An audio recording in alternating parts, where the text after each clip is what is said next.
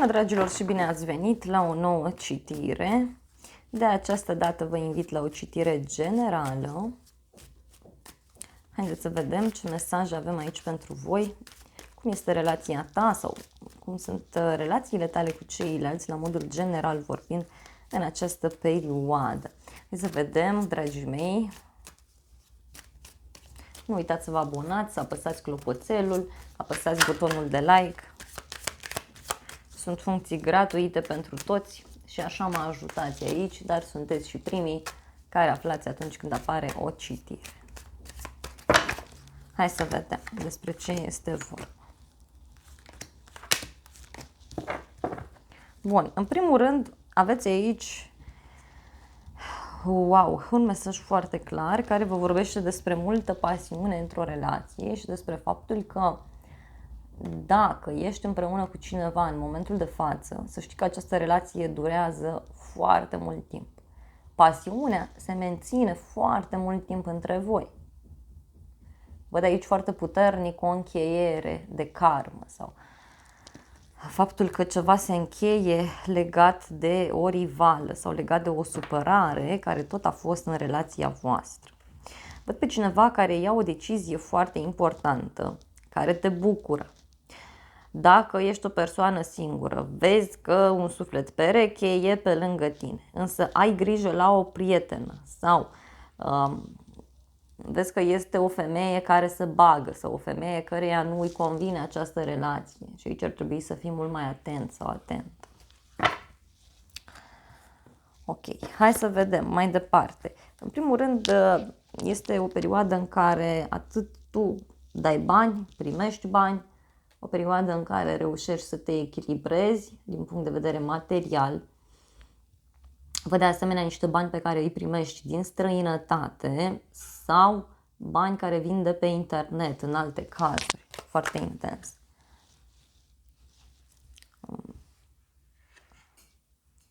Gesturile pe care le faci tu, le face și cealaltă persoană.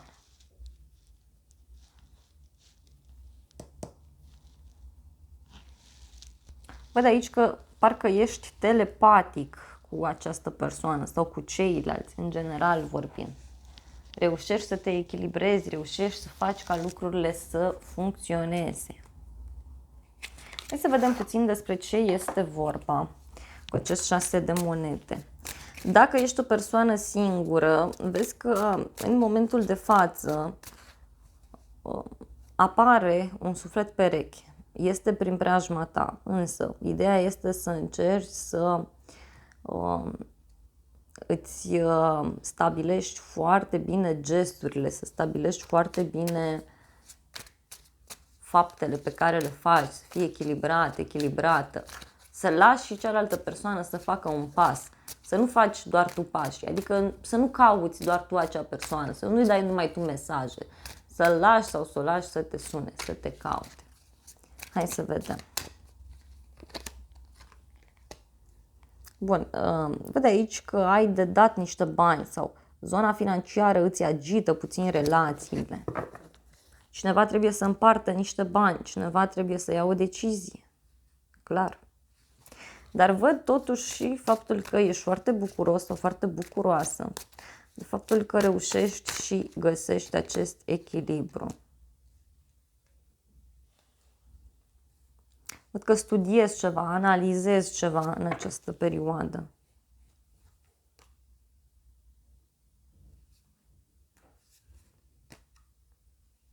Tu reușești să clarifici o situație, însă e ca și cum trebuie să întrebi, trebuie să mergi să încerci să rezolvi cu actele respective, trebuie să te interesezi și văd că ai toate șansele să rezolvi. Mai departe, hai să vedem. Se pare că te simți puțin obosită, simți că viața e nedreaptă, ți se pare că tu nu meriți așa ceva, că tu nu meriți această supărare, această nedreptate. Pentru unii văd clar aici că e vorba de un compromis pe care l-ați făcut sau pe care îl faceți.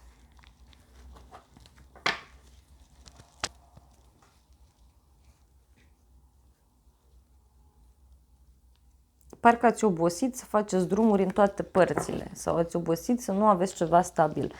Pentru unii e vorba de niște decizii care s-au luat la locul de muncă și care, știu eu, te pot ajuta în ceea ce faci aici. Pe de o parte, pe de altă parte să știi că e vorba de ceva care te nemulțumește. În inima ta, 5 de monede. Aici văd că ori nu te simți foarte bine, ori te simți obosit, te simți puțin abandonat, trădat, uitat.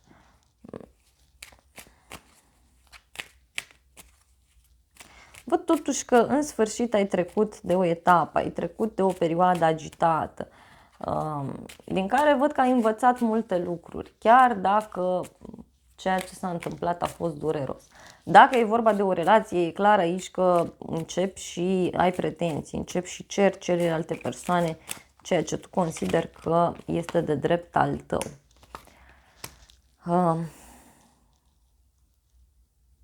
Uite, văd aici o supărare, da? Sau o oboseală pe care o simți datorită, sau mai bine spus, din cauza unei persoane mai în vârstă. Poate să fie chiar vorba de o persoană care evită să facă un drum către tine. Văd aici o puternică legătură pe care o poți avea cu un bărbat foarte rece, detașat. Este un bărbat care ține foarte mult de bani, care se concentrează foarte mult pe zona aceasta a banilor.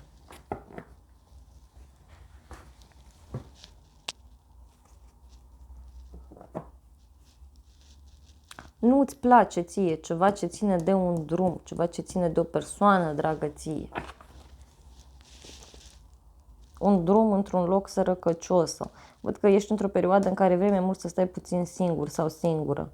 Ori să te refaci după această perioadă, ori e vorba de faptul că ți-ai pierdut speranța în această persoană și vrei mai mult să stai singur sau singură.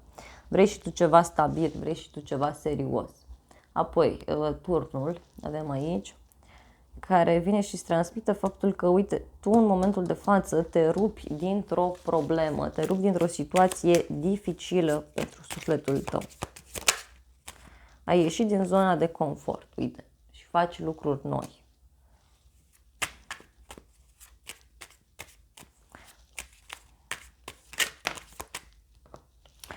Uite, te hotărăști să lași ceva în urmă, nu știu, vrei să schimbi casa, vrei să renovezi ceva. În relația în care ești tu, vrei să schimbi lucrurile. Te văd puțin stresat sau stresată pentru că tocmai tu nu ești deschisă la aceste schimbări. Hai să vedem în exterior. Păi cealaltă persoană momentan lucrează la ceva anume. Poate vrea să repare relația cu tine. În alte cazuri văd că ai legătură cu tot felul de persoane care sunt foarte ocupate în momentul de față.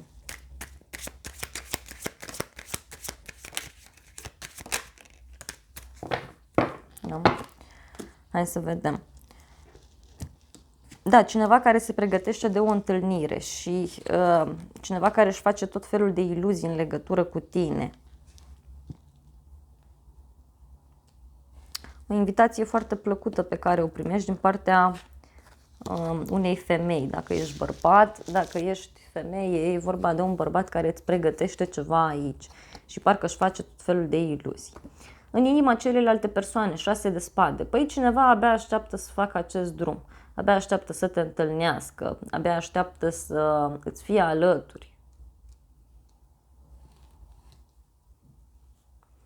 Cineva vine către tine. Acest bărbat sau această femeie își dorește schimbarea, își dorește mutarea. Și uite ce bucuros sau ce bucuroasă este să te revadă.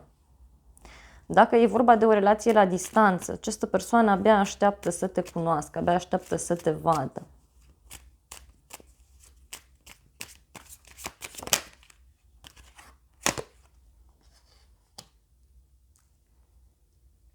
O veste bună pe care o primești de la o persoană mai tânără sau de la un copil. Foarte clar văd aici. Uite, cineva care vrea să se întâlnească cu tine, cineva care vrea să se revadă cu tine și uite câte planuri își face, câte idei își face.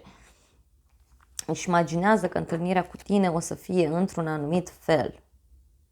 Însă, repet, tu ești o persoană foarte matură, foarte asumată, care știe foarte bine ce vrea. Parcă ai legătură cu o persoană imatură din punct de vedere emoțional, care, chiar dacă e o persoană matură, e ca și cum nu a mai iubit până acum. În alte cazuri, văd clar o bucurie în familie sau o bucurie în zona prietenilor. Pentru cei care sunteți singuri, așa cum v-am spus, există un suflet pereche în exteriorul vostru, dar voi încă nu îl vedeți. Da? Pentru că sunteți într-o perioadă în care trebuie să lăsați trecutul în urmă și să vă manifestați fix așa cum simțiți. Temperanța, deci cineva abia așteaptă să te revadă. Sau văd aici o împăcare. În alte cazuri văd o soluție care se găsește la o problemă de la locul de muncă.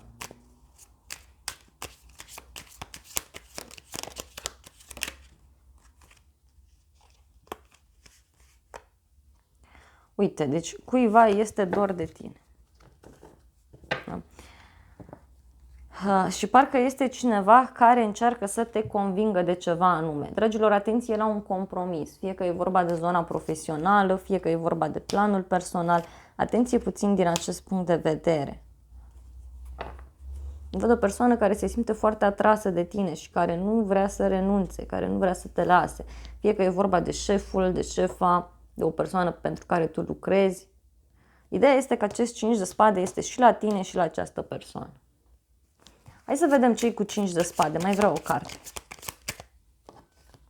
Bun, 5 de spade vorbește de faptul că ai aici legătură cu o persoană foarte încăpățânată sau cu o persoană zgârcită, nu știu, cu o persoană care nu este deschisă la schimbări, care foarte greu ia decizia de a se lăsa dus de val. Cineva care tot stă aici și plânge după trecut. Dar atenție că sunt niște secrete aici la mijloc. O să mai iau o carte pentru arcana majoră, lumea. Lumea vă spune că sunteți într-o încheiere de karmă cu această persoană sau, în general vorbind, sunteți într-o perioadă în care încheiați diferite lucruri. Și a ieșit iarăși arcana majoră, lumea, 4 de spade și regina de bâte. Este clar, dragilor, că aici se ia o decizie foarte importantă în legătură cu o rivală, în legătură cu o femeie pe care nu o suportați, fie că e vorba de o soră, fie că e vorba de o prietenă, de persoana iubită și așa mai departe. Nu știu, e o persoană pe care voi nu o vedeți bine. Pe de altă parte, în cele mai multe cazuri, văd clar aici că vrei să pui stop unui capitol, vrei să te simți bine, vrei să te concentrezi pe propria persoană și din acest motiv, așa cum ți-am spus, trece aici prin niște transformări. Hai să vedem care e sfatul cărților, ce ar trebui să faci.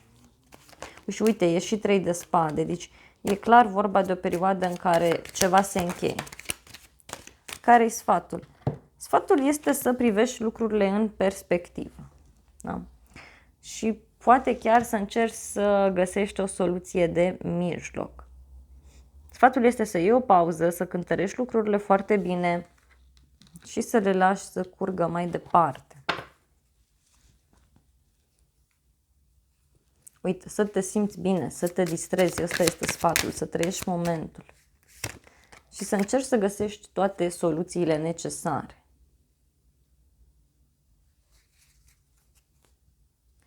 Trebuie să te detașezi puțin de situație pentru a vedea lucrurile altfel. Pentru că, uite, un nou început frumos se arată la orizont pentru tine.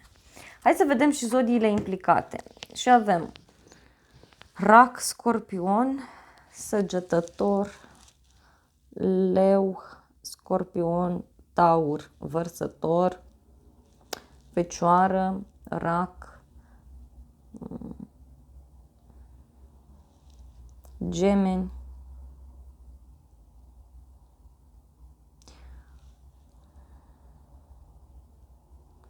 Pești,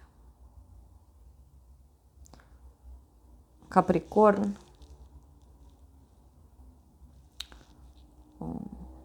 Berbec și cam atât.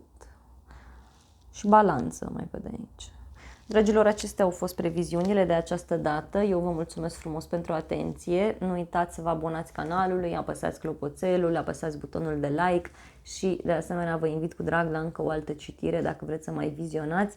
Eu vă doresc o zi sau o seară cât mai frumoasă și vă invit cu drag la următoarea citire. V-am